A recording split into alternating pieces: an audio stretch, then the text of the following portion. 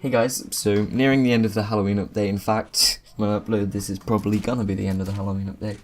There's gonna be a little bit of a dry spell, I think, of contracts, unless Valve does something completely out of the blue and creates more contracts. But I'd like to talk about skins in this video because I have some views on them and I like to share them to the internet. It's probably a really bad idea. Anyway. First off, I'd like to say I'm not against skins at all. I think it's a fantastic addition to TF2, more than welcome for me, and you've got to have some sort of reward for doing the contracts.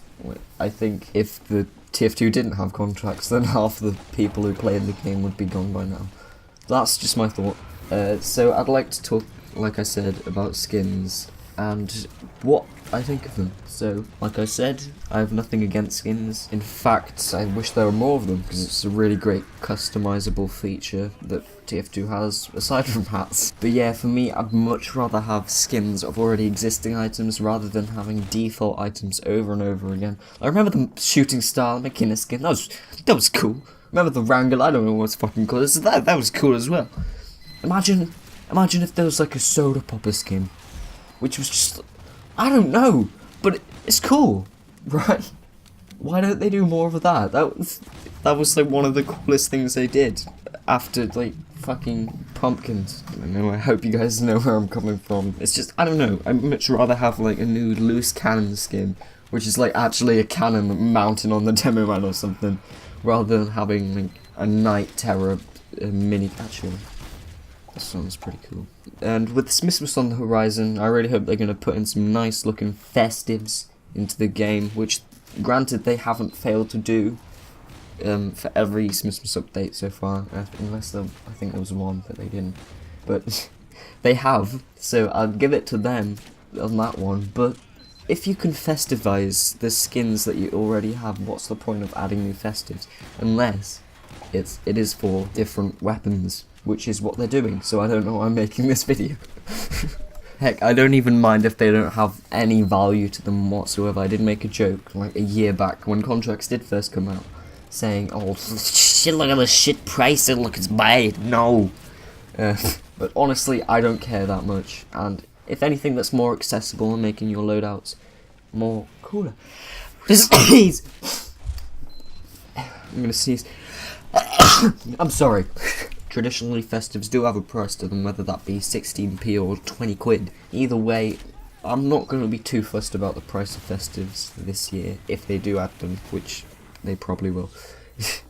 And I do think customization in TF2 is essential, and if there wasn't trading, like I said, if there wasn't contracts, some of the players, half the players, most of the players, some of the players would be gone.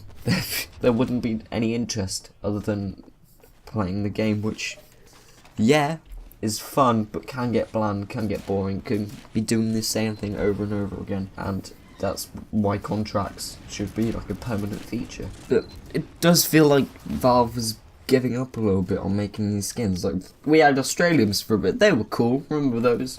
Yeah, we haven't had any since like 2015. Remember the Robo Sandwich? No one does, because it was added like 7 years ago and nothing since, other than maybe like the shooting star and stuff may fit into the same category. But they're cool as well. I'm sure me and the entirety of the TF2 community wouldn't care and or would love having new skins to the game, which aren't default reskins. It is a step in the right direction, I'll give them that, by adding unusual weapons, because when you reach like Australian scattergun like a year ago was the go-to thing if you wanted to have a scattergun for scout. There wasn't a better scattergun, you would aim for that, but with the addition of unusual scatterguns, that has severely changed. But the moment someone says, oh, my dream scattergun is like a frickin' reskin of the Babyface's blaster, unusual. What? How have they not done that? Just weapon. How? Mad Milk unusual. Hell yeah, I need that.